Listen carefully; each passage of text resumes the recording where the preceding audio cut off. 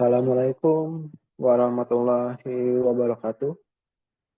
Perkenalkan, nama saya Farhan Sendria Putra Ismanto dengan NPM 23700651608. Di sini saya akan membuat video presentasi mengenai cybercrime, mata kuliah keamanan cyber, ruang pertama yang diajari oleh Pak Ari Gunawan.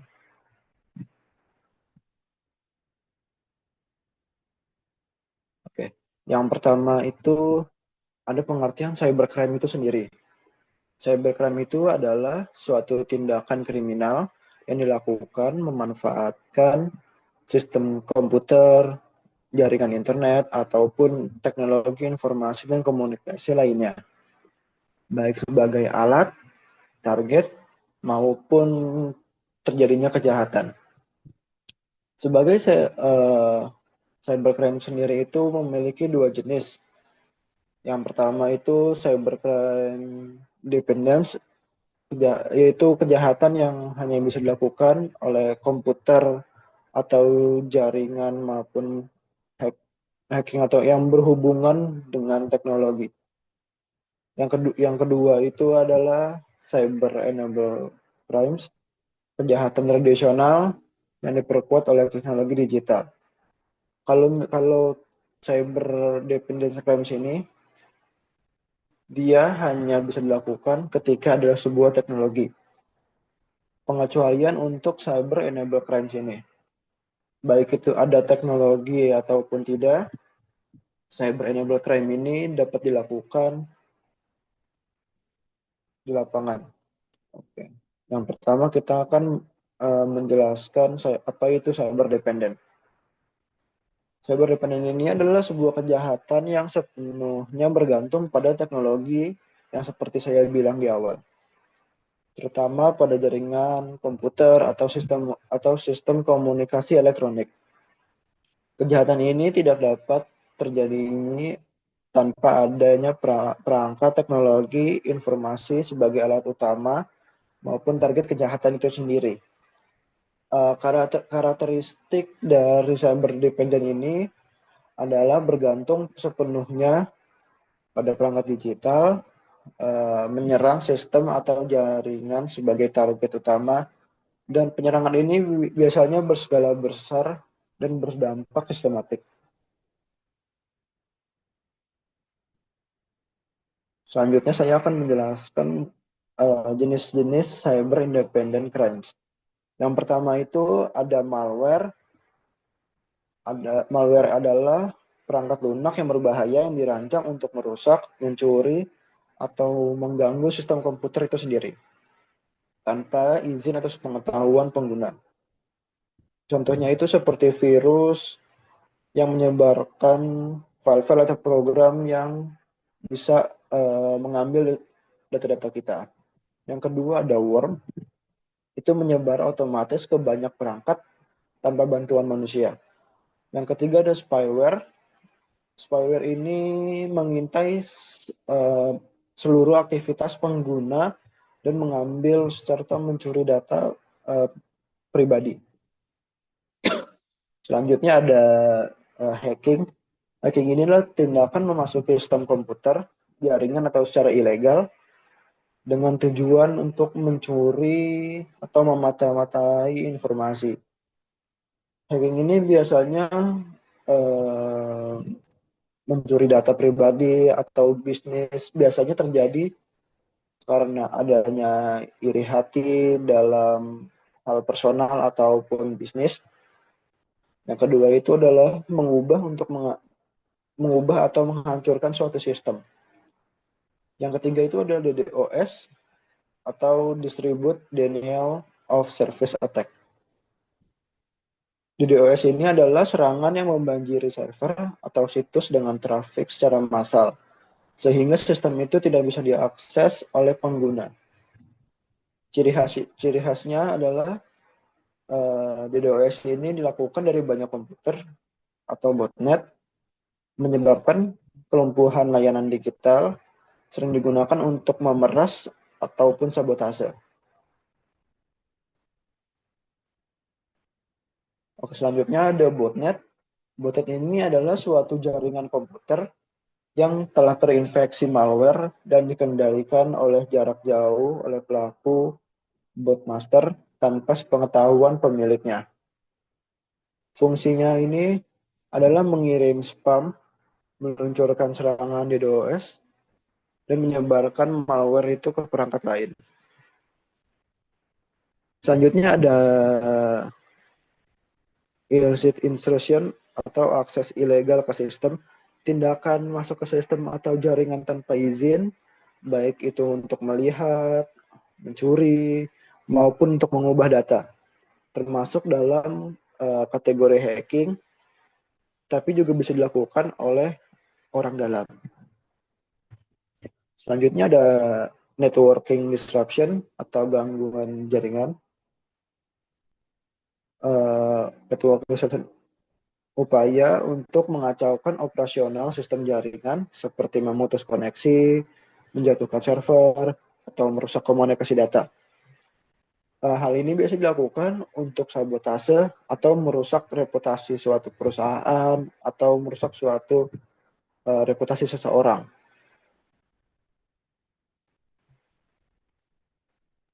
Selanjutnya ada jenis kedua dari cyber crimes, yaitu cyber enabled crimes. Ini adalah suatu jenis kejahatan yang pada dasarnya sudah ada sebelum era digital itu sendiri. Namun ini diperluas atau dipercepat melalui bantuan teknologi informasi komunikasi atau TIK. Kejahatan ini tidak membutuhkan teknologi untuk bisa terjadi, tetapi teknologi memungkinkan pelaku menjangkau lebih banyak korban dan memperkecil risiko tertangkap serta meningkatkan skalanya. Karakteristik dari kejahatan ini adalah kejahatan yang sebelumnya hanya bersifat fisik, kini berpindah ke semua ke dunia maya. Dan yang kedua ini adalah teknologi itu, baik itu komputer, internet, ataupun media sosial, itu digunakan sebagai alat untuk memperluas skalanya. Dan yang ketiga ini resikonya rendah bagi para pelaku karena identitas pelaku sering sekali disamarkan. Dan yang keempat itu adalah sifat non-teknis. Kejahatan ini tidak perlu memerlukan kemampuan teknis tinggi seperti dalam cyber dependent crimes lainnya yang memerlukan pengetahuan dalam teknologi yang sangat tinggi. Selanjutnya ada jenis-jenis cyber enabled crimes. Yang pertama itu adalah penipuan online. Penipuan online ini memanipulasi korban untuk mendapatkan keuntungan secara ilegal melalui internet. Biasanya menggunakan identitas palsu, menawarkan produk, layanan, atau investasi palsu, dilakukan lewat e-commerce, media sosial, email, ataupun situs palsu. Yang kedua itu ada phishing dan social engineering. Phishing ini adalah suatu teknik penipuan digital yang bertujuan untuk mencuri informasi sensitif seperti username, password, atau credit card dengan menyamar sebagai institusi atau orang terpercaya. Biasanya email ini terlihat seolah resmi dan ada unsur agensinya, serta biasanya diikuti oleh dengan link palsu atau fake login page. Selanjutnya ada pencucian uang digital. Pencucian uang digital ini nih merupakan proses menyamarkan asal-usul dana dari hasil kejahatan seperti korupsi. Ciri khasnya ini adalah menggunakan akun bank palsu atau dompet digital dan transaksi yang dilakukan secara cepat dan jumlah kecil agar tidak mencurigakan. Dana ini biasanya diputar melalui game online, NFT ataupun e-commerce palsu. Selanjutnya ada online human tracking atau perdagangan manusia secara daring. Proses ini perekrutan, pemindahan, atau pemaksaan individu melalui digital untuk tujuan eksploitasi seksual, kerja paksa, maupun pengambilan organ secara ilegal. Ciri khasnya adalah menggunakan iklan lowongan palsu, penawaran imigrasi seperti yang terjadi pada belakangan ini, yang seperti banyak TKW yang dijanjikan gaji besar untuk kerja di luar negeri, dan biasanya menggunakan lewat iklan media sosial, iklan gratis, maupun juga dark web. Selanjutnya ada cyberbullying atau cyberbullying dan online harassment. Cyberbullying adalah bentuk perundungan yang dilakukan melalui media digital seperti menghina, mempermalukan, ataupun mengancam seseorang.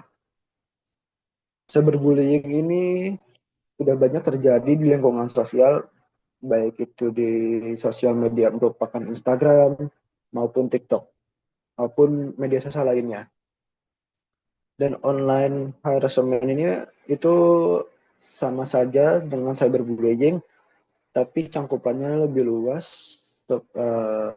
seperti pelecehan sosial online, doxing, ataupun penguntitan hingga mengintimidasi seseorang. Ciri khasnya ini adalah dilakukan secara media sosial seperti komentarnya ataupun pesan secara langsung, email maupun chat lainnya. Target seringkali adalah perempuan, remaja, ataupun kelompok orang-orang yang rentan. Dampaknya bisa berupa gangguan mental, isolasi sosial, dan bahkan bunuh diri. Oke, di sini selanjutnya ada contoh dari cybercrime. Seluruh contoh dari kasus cybercrime ini dijelaskan dalam materi ini untuk menunjuk kejadian-kejadian nyata yang pernah terjadi di berbagai belahan dunia. Setiap contoh dipilih secara spesifik untuk menggambarkan bentuk kejahatan cyber yang benar-benar terjadi. Baik, kita lanjut. Untuk contoh yang pertama itu ada dari contohnya dalam malware.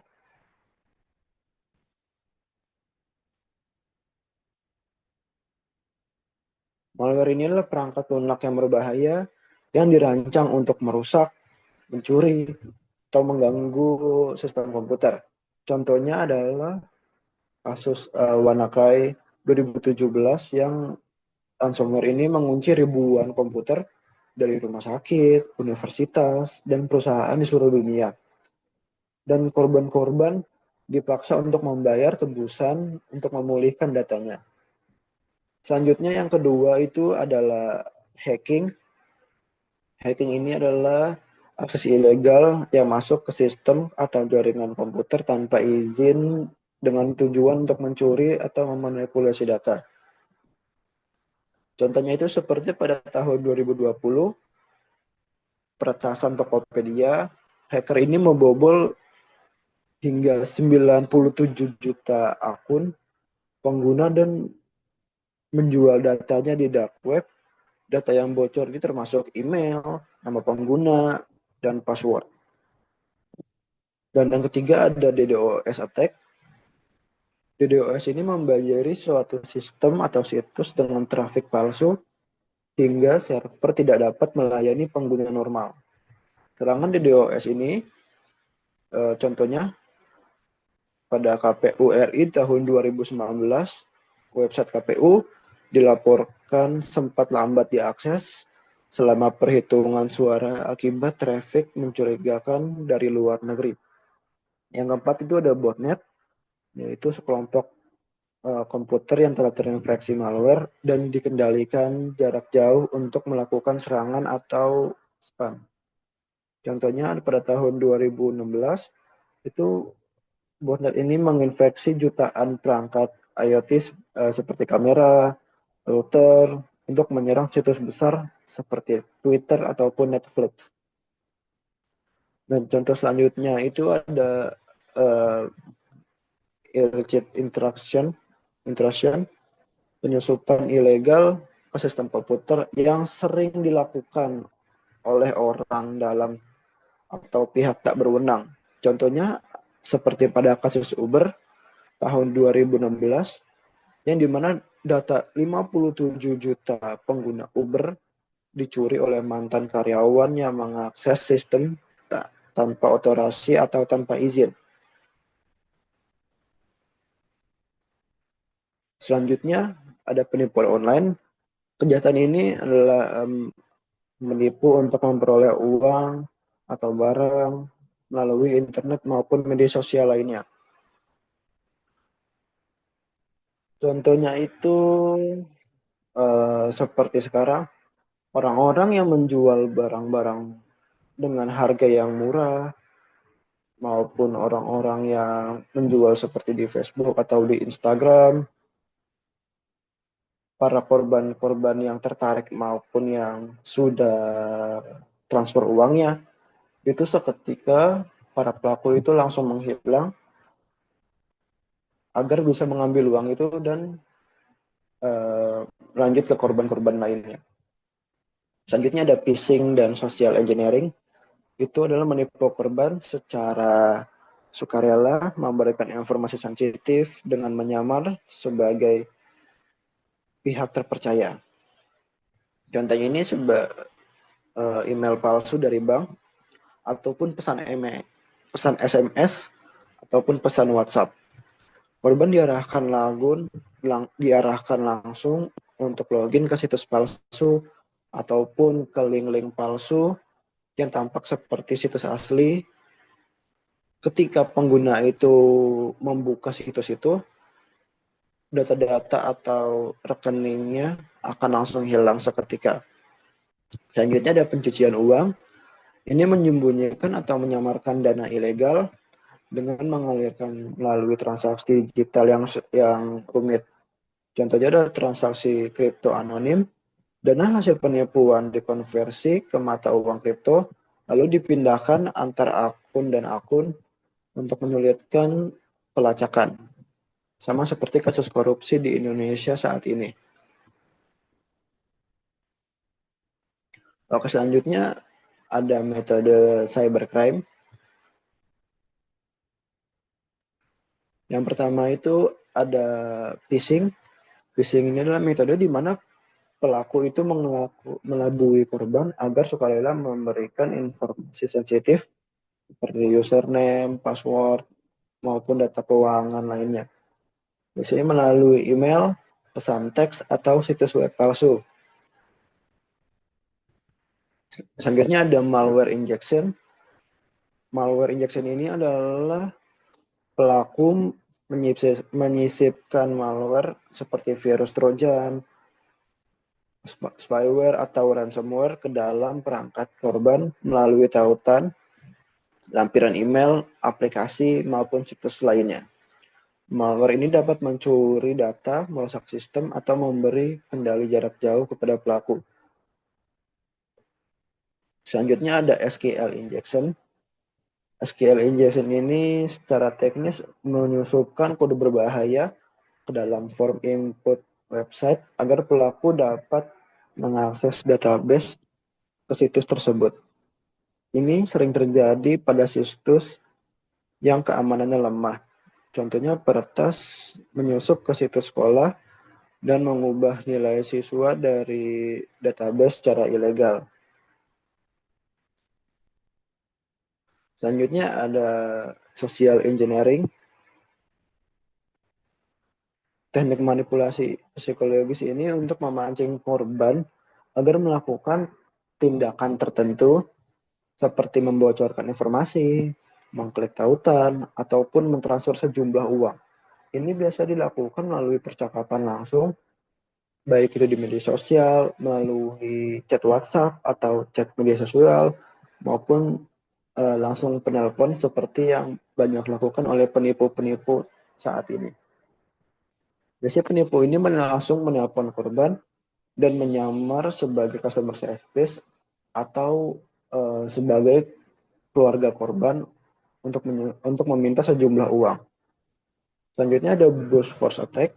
Metode ini adalah menebak password dengan berbagai macam kombinasi secara otomatis, biasanya menggunakan software digunakan untuk membobol akun yang memiliki password yang lemah. Contoh pelaku menargetkan login akun email dengan jutaan kemungkinan password sampai berhasil masuk. Nah, selanjutnya ada DDoS, Distribute Denial of Service. Pelaku ini mengirimkan lalu lintas atau traffic secara masif ke suatu server agar layanan tersebut tidak bisa diakses oleh penggunanya. Serangan ini sering digunakan untuk melumpuhkan suatu website, aplikasi, ataupun infrastruktur digital. Sebagai contoh, situs lembaga pemerintah yang diserang oleh suatu pelaku hingga offline selama hari pemilu. Selanjutnya ada keylogging. Ini perangkat lunak keras yang dipasang untuk merekam setiap ketikan keyboard, informasi seperti pesan, ataupun aktivitas sensitivitas lainnya. Contohnya adalah aplikasi yang diam-diam merekam aktivitas penggunanya dan mengirimkan ke pelaku. Selanjutnya ada man in the middle attack atau MITM. Pelaku ini memposisikan dirinya di antara komunikasi dua pihak, misalnya pengguna beserta pembuat situs web tuh. Lalu mengintip atau memodifikasi informasi yang dikirim. Contohnya pengguna WiFi publik yang login ke akun bank, tapi datanya dicegat dan dicatat oleh pelaku untuk memata-matai data tersebut dengan terhubung dengan jaringan WiFi tersebut. Selanjutnya ada credential stuffing, memanfaatkan data login yang sudah bocor dari suatu layanan untuk mencoba mengakses akun korban di layanan lain. Karena banyak orang yang sudah menggunakan password yang sama, metode ini cukup sangat efektif. Contohnya itu seperti data akun kebocoran Tokopedia digunakan untuk masuk akun sosial media korban. Ini yang terakhir adalah upaya pencegahan terjadinya cybercrime. Yang pertama adalah itu peningkatan kesadaran. Upaya ini yang pertama dilakukan edukasi rutin tentang keamanan digital, seperti penggunaan password yang kuat maupun penggantian password, dan sosialisasi bahaya cybercrime melalui media sosial, sekolah, dan lembaga pemerintah. Contohnya seperti Kementerian Kominfo RI secara rutin mengadakan program cyberadvokasi untuk mendidik masyarakat. Selanjutnya ada penggunaan teknologi keamanan. Teknologi adalah senjata utama dalam menangkal kejahatan cyber. Organisasi individu menerapkan sistem keamanan modern yang proaktif. Upayanya adalah menginstal dan mengupdate antivirus dan anti malware secara berkala, menggunakan firewall untuk menyaring lalu lintas jaringan yang mencurigakan, dan terapkan sistem two-factor authentication seperti keamanan double pada email ataupun password lainnya. Selanjutnya ada manajemen keamanan data informasi. Ini data adalah aset yang paling sering menjadi target cybercrime. Oleh karena itu perlu pengelolaan serta perlindungan sistematis terhadap data digital. Enkripsi data penting enkripsi data adalah data yang penting untuk disimpan serta melakukan backup data secara rutin di tempat aman, serta batasi akses data hanya kepada orang-orang yang berwenang saja. Yang keempat ini adalah penegakan hukum dan regulasi. Tanpa adanya hukuman yang kuat, pelaku cyber akan sulit dihukum dan akan seringkali mengulangi perbuatan tersebut. Di Indonesia ini adalah ada UU ITE atau Undang-Undang Informasi dan Transaksi Elektronik sebagai payung hukum utama. Selanjutnya ada UU PDP, perlindungan data pribadi untuk melindungi hak atas data pribadi warga. Dan untuk upaya global, kerjasama internasional melalui Interpol, ASEAN Cyber Security Centre, dan Convention on Cybercrime.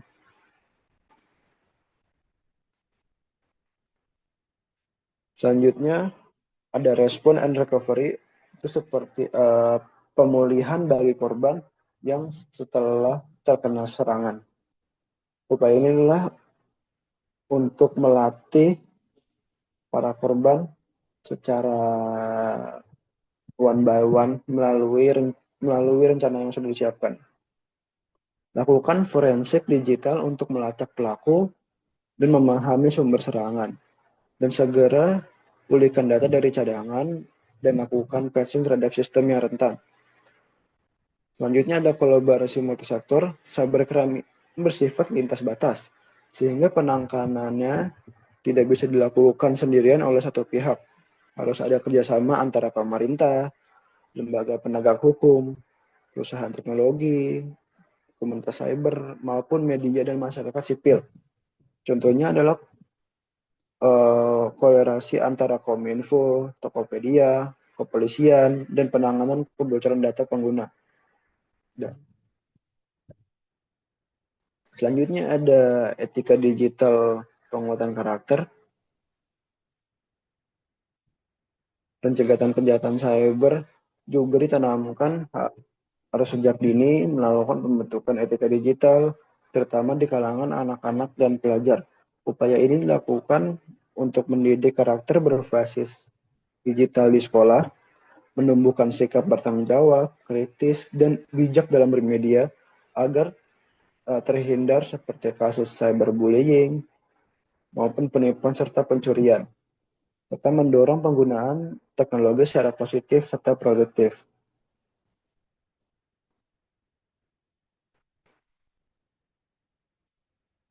Baik, kurang lebihnya segitu presentasi dari saya. Kesimpulan yang diambil dari materi ini adalah lebih teliti lagi dalam dunia informasi ini, dalam dunia penuh akan teknologi ini. Tidak semua link atau aplikasi atau sebuah website atau chat dari orang yang tidak dikenal itu dapat dibuka. Dan juga untuk data pribadi seperti akun, data keuangan, itu buatlah data cadangan ataupun menggunakan sistem enkripsi serta penggunaan keamanan double. Baik, kurang lebihnya mohon maaf. Wabillahi taufiq wa hidayah. Wassalamualaikum warahmatullahi wabarakatuh.